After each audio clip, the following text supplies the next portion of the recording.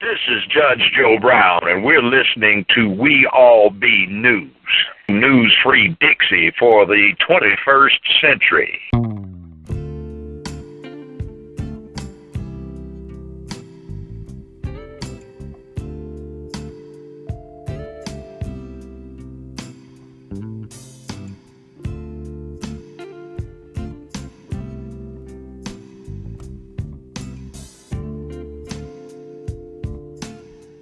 Welcome, Black family, to another wonderful edition of The Artivist Thinks. Today's show would be dealing with the viral sensation coming out of the Baltimore riots, or I call it Be More, B-E-M-O-O-R, Be More uprising, the Be More mom. You know, the sister that we all saw it on national television and on the internets around the world, the powerful image of the black woman, a black sister, a mother, berating her son, quote unquote spanking him on television to keep him out of the riots that was taking place in Bmore on, I believe, Monday as well as Tuesday. So what are my thoughts about that? I know a lot of people are up in the outrage in the black quote-unquote conscious community and in the mainstream quote-unquote community. There's a lot of mixed sentiments, but she's been hailed as Mom of the Year. The hashtag Baltimore Mom of the Year. She's been making her rounds on TV. I got several thoughts upon this. Some of these thoughts are contradictory. Some of them ain't gonna gel just right, but I believe a lot of them are very valid. My first thought I thought of when I saw that image was my own childhood. Spankings by your grandma or my dear, or whatever you want to call it. Spankings by your mom. And when I saw that image, it was very interesting as a black man, because there's a history of that in our narrative. For example, they go back to old slavery times where the women, in order to protect their sons from massa, will whip their child to keep them from getting lynched or killed by massa. This was a tool meant to preserve black life in a system of white supremacy. Now, we know a lot of that has been in the news lately with the running back Adrian Peterson whipping his son. Now, I believe in that case, especially as it relates to the genitalia, it's kind of was overdone. But at the same time, there is a tradition of that type of punishment within our community as a means to protect black folks from the further punishment and the severeness of white supremacy racism. Now, that's my thought. That was a survival tool she did, and also I thought it was very important that she did it, and I thought it was very useful, because you got to remember, around that time you had the President of the United States, Barack Obama. You had the mayor of Bmore, Stephanie Rawlings-Blake. You had every quote-unquote authoritative figure, including the Baltimore Police Department, calling these protesters, these freedom fighters, I call them freedom fighters, calling these young people thugs and criminals and gangsters and all this other stuff. But what she did was she humanized the freedom fighters. She said, all these, she reminded everybody, especially mainstream and white society, that these were very young people out there protesting. No different than 50 plus years ago when you think about what happened in Birmingham, Alabama with Project C Birmingham. We had young kids going to jail for the cause of liberation during the civil rights movement. Now, their parents were not all in agreement with this assessment, but this was a tool utilized by Dr. King and his lieutenants. People like James Bevel, and some more that escaped my name, that escaped my mind, but the people that were the architects of Project C Birmingham, they utilized the use of children, sending them to jail, getting face down by German Shepherd police dogs and fire hoses to make a very important point. Now, I believe by her doing that, she humanized these freedom fighters and kept a lot of black lives from being exterminated by the powers that be, based on justification, based on perception of what the media was calling thugs and criminals and psychopaths, which was not the case. You were young people out there with their backs against the wall by a system that does not value humanity, Black lives, aka also known as. So that's one take I look at it. By her doing what she did, she humanized the movement and the struggle, and whatever consciousness that some of these white supremacists had, they could not be justified in murdering these young freedom fighters in cold blood. So she actually saved some lives, and I don't think that was her intention to do so. But also I talked about how there's a history of black women punishing black boys to keep them from getting killed or punished extremely by white supremacy. Now there's another tradition in our community that a lot of people don't talk about or not aware of. Back in the late 19th century and early 20th century, it was normal for black households to have hidden compartments in the floor to protect black men. These would be places where you would hide the man in your family to protect them from the Klan, protect them from the police figures, also the Klan, the slave catchers. There's a song that W.C. Handy did. There's another thing people don't know. A lot of these blues and jazz songs are not just for entertainment. They're for the preservation of history, and also they was used as codes.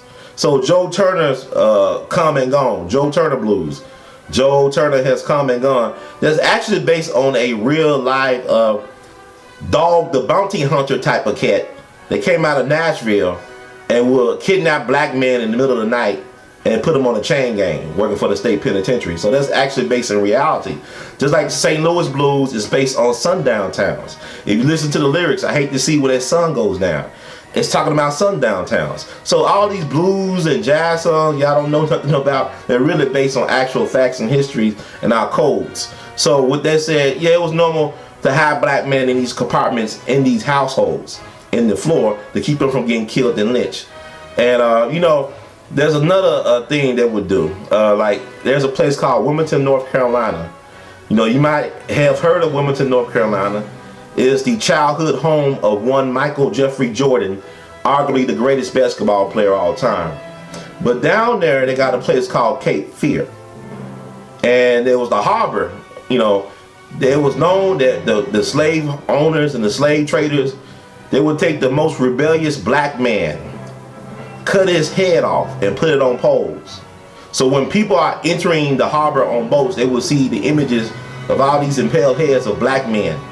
And it was like used as a warning to black slaves. If you ever get out your place, you will have a place on that stake. If you ever get out your place, you will have a place on that stake. Now I know Sister Toya Graham, she said the reason why she did that was she was concerned for the safety of her son. She's a mother of 5 daughters and 1 son, and black men are being targeted by this system of white supremacy. But it's always been like that for generations. Like I just told you, that illustrate that point with Cape Fear. And also Wilmington, North Carolina is the birthplace of David Walker, who wrote one of the greatest manifestos in all of humanity, The Appeal to the Colored Citizens of the World. He wrote that, and he died mysteriously in his home in Boston, that right before Nat Turner's insurrection. And that's the reason why they outlawed the teaching of slaves how to read. You could not teach slaves how to read, due in part because of David Walker's appeal and also Nat Turner's insurrection, who was by way of minister who was very articulate, could read about. So with that said, she said, I don't want my son to be another Frederick Gray. Man, a lot of folks, I met this brother named LaShawna Josporo. His son was killed by the Jackson Police Department in Jackson, Tennessee in November. And he could talk about how his son and him was talking about Mike Brown and Eric Gardner just this past summer. And then several months later, his son falls victim to police brutality in a system of white supremacy. So as a black person, regardless of what you do, you can never be too safe in this system of racism and white supremacy. As long as they practice this type of religion towards the repression and the oppression and the destruction of black people, regardless of how Christian and how civil-minded and how obedient you are as a plantation slave, your life has little value. Unfortunately, your life has little value in the system of white supremacy racism. I am wearing a shirt. Let me raise it up. This is a picture I call We Struggle Till Death. This is a picture I did in honor of Emmett Till, who was lynched 60 years ago this year, August 1955, down in Mississippi. Now the reason why I brought that up is because his mom was probably like a Toya Graham. She was worried about the safety of her son. You know, Mamie Till was from Mississippi, moved up to Chicago with the Great Migration, but her son was a product of the South. A product of the North, of Chicago. He didn't know anything about the apartheid nature of Mississippi culture. And so she sent her son down there and she told him, son, be careful. I don't want you to get in trouble. Maybe she didn't tell him as much as she should have told him. I mean, maybe she had regrets about that, but I'm sure she informed her son that the way they do things down in Mississippi is not the same way they do things in Chicago. And Emmett Louis Till, he was no agitator. He wasn't throwing rocks at no policeman. All he did was allegedly wolf whistle at a white lady that worked and owned a grocery store in Monday, Mississippi. And the next thing you know, they wrapped a 70-pound cotton gin around his neck and threw him in the Black Bayou, which leads to the Tallahatchie River. But before that, they tortured him and put a bullet in his head. Allegedly, as many as 10 to 14 people were involved in the killing of Emmett Louis Till, including black people. That's something that they don't talk about, but it was some black folks that were involved in the killing of Emmett Louis Till. Just like there are black police officers involved in the killing of black people. Just like it was a black police officer that was covering for Michael Slager when he shot Walter Scott in North Charleston, South Carolina. So white supremacy used all types to get the job done. So what I'm saying is Mamie Till was not expecting to lose her son that summer of 55. She was not expecting that because her son played by the rules. I mean, he knew the game, supposedly. He was no troublemaker. He was just an average kid. And yet he became not only the symbol, but also one of the catalysts for the civil rights movement. Because I remember reading that Rosa Parks was sitting down in Dexter Avenue Baptist Church where Dr. King was the minister in November of 1955. She heard the words of Dr.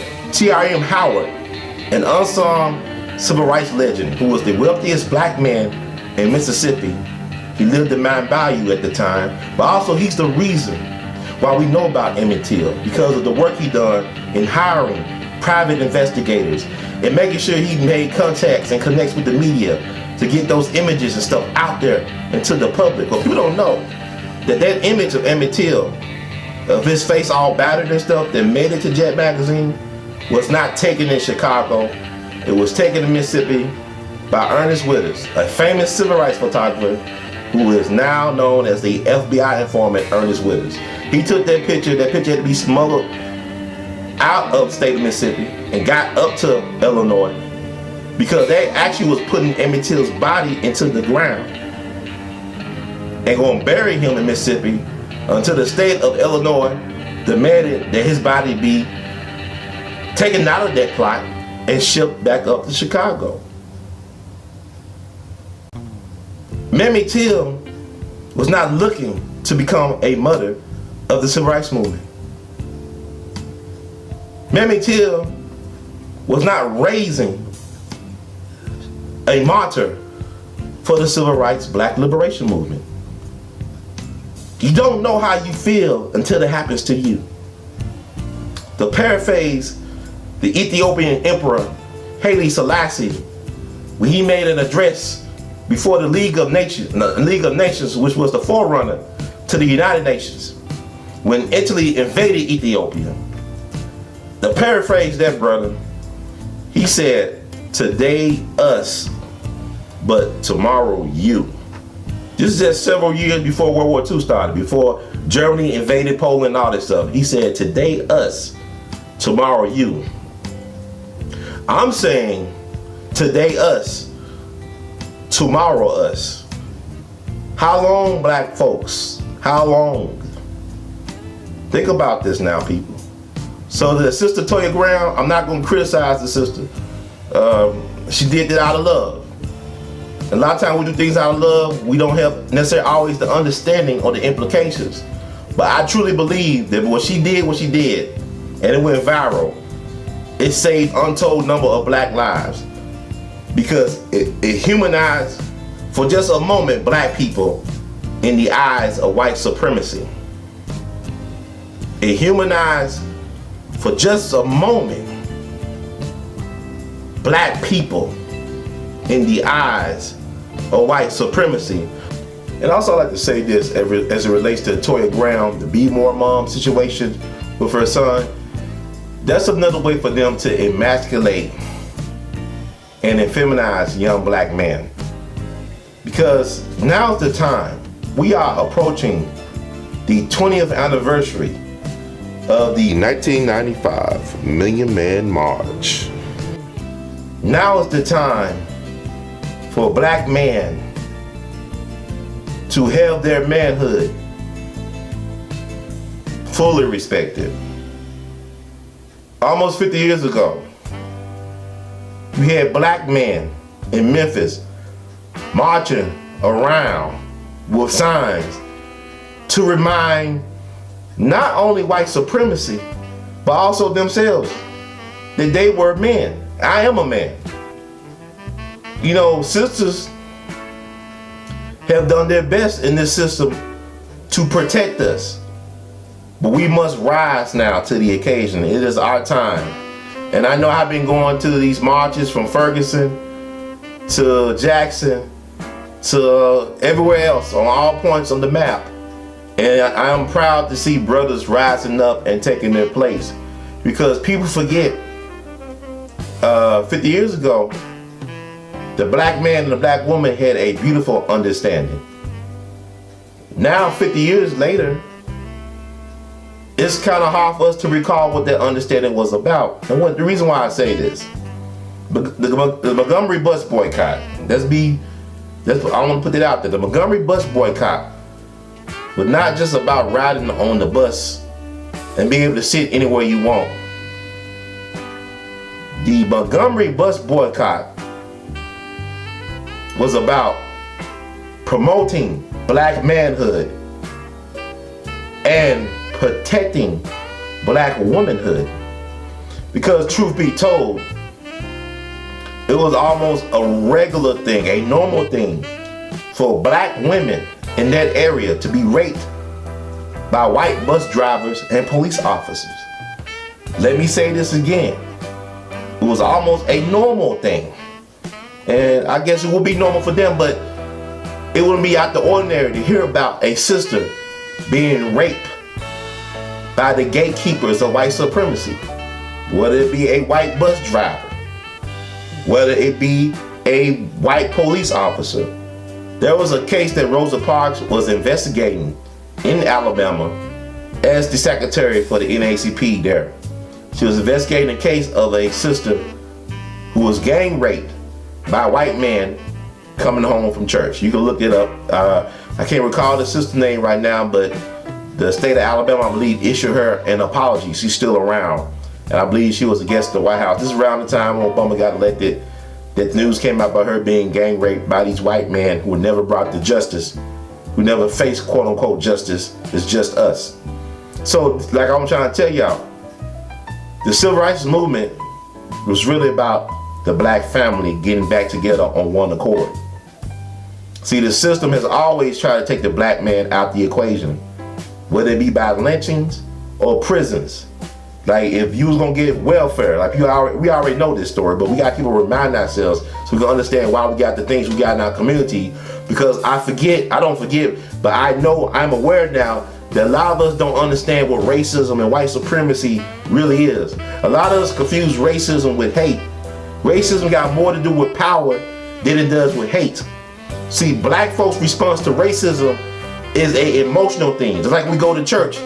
It's not logic, it's about emotion, it's about feeling good, it's about euphoria, it's about feelings, it's about anything but logic and results and problem solving.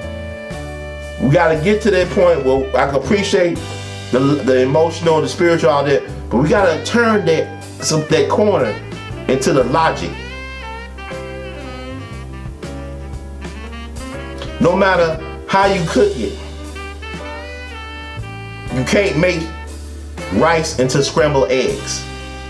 No matter how you cook it, you can't make rice into scrambled eggs.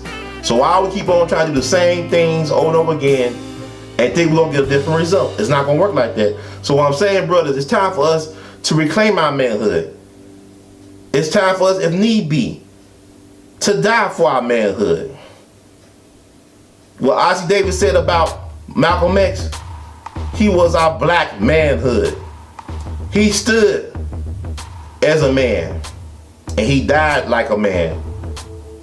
Dr. King said, protect your manhood. He also said, if you can't find something to fight for, you ain't fit to live. Maybe I'm paraphrasing, but he said, if a man ain't willing to fight for anything, you ain't fit to live. I'd rather fight for something than die for nothing. And a lot of us have been doing a lot of dying for nothing lately. Becoming hashtags is not an achievement I want. Keep your damn hashtags. I want my reparations. Keep your so-called black leadership. I want my reparations. And be worried, be more people of anybody that comes out of y'all movement, y'all struggle, and the powers that be proclaim them the leader to watch out for. We don't need black leadership. We got the black ancestors. And the black ancestors demand that we get those reparations. You're not a black leader if you're not talking about black reparations. No black person should vote for anybody. I don't care what color they are. Your skin folk ain't your kin folk. If they're not talking about black reparations, ending the war on drugs, or black people, and also ending the private industrial complex, private prison industrial complex, which proves that the 13th Amendment did not abolish slavery. The existence of the private prison industry complex proves that the 13th Amendment did not abolish slavery for profit. Think about that, family. But now it's time for black men to reclaim and proclaim our manhood. Because, yeah, I love the sisters, but here's the thing. We give homage to them sisters, but we need the brothers too. We need the brothers. The Williams sisters would not be the Williams sisters without their black father teaching himself how to play tennis in his 40s, just so he could teach his daughters how to play tennis. There's something about a black father, some of the greatest fathers in the world, from history up to the present, are black men. Think about it. Think about it. Do the research. I'm not gonna give you all the examples. Do the research, okay? So what I said, nothing against my sister Toya Graham, got nothing but love for her. I can understand her concern. But sisters, we gotta let the brothers be. We got to accept our fate. We got to accept it. Because the men you idolize, the brothers we talk about, the Fred Hamptons, the Dr. Kings, the Malcolm X, the Medgar Evers, the Steve Bikos, all these brothers, they had this thing going. With the words of one of those James Brown songs, I'd rather die on my feet than live on my knees. That means if you're a man, be a man, stand on your square, stand for something, believe in something, commit to something, and be willing to die for something. So that's what that brother was doing. He was reclaiming, proclaiming, and exclaiming his black manhood. And sisters, y'all know y'all need the black man to stand up for what he believes in, because we have, look at the 50 years. Unfulfilled. And so far to go. But I will say this about Sister Toya Graham. I'm not saying about her, but I will give this. I remember I had the honor of interviewing the late great brother Sam Greenlee, who wrote the book, The Game Changer, The Spook Who Sat by the Door. I asked him, Brother Greenlee, does it bother you that you are not acknowledged in terms of literary awards, in terms of your movie that is based on your book. No Oscars, no Golden Globes, none of that. He told me, he said, Brother Ron, if they like you too much, then you're doing something wrong. But also, Brother Greenlee told me that the great jazz drummer himself, Max Roach, called him the Charlie Parker of African American writers. Hell, I already have that title, shit. So anyway, if you like what you heard, family, please feel free to share, subscribe, and donate, because there's more coming. The best is yet to come. Thank you all, family, for listening. Please feel free to join in the discussion by commenting below the video. And in the words of the great Duke Ellington, whose life affirmation day is exactly today, we love you madly. And keep producing and pushing. One love.